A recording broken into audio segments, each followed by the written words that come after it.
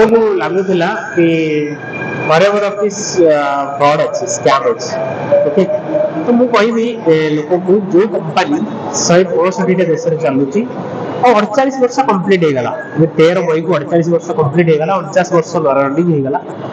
माने यदि फॉरएवर जो ऑफिस को मुझे जाऊँ से office total India head office plus head office सहित मुझे कहबी कि इंडिया रे टोटल 20 वर्ष 22 वर्ष हो गलानी इंडिया रे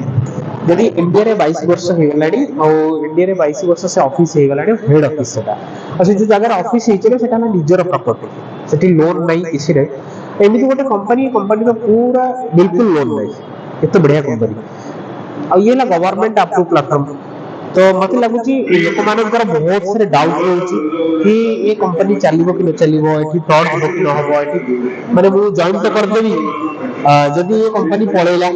भाई जो कंपनी जीवा कथा ना से 10-12 वर्ष भीतर गायब हो जाए जो कंपनी 50 वर्ष हमको आसला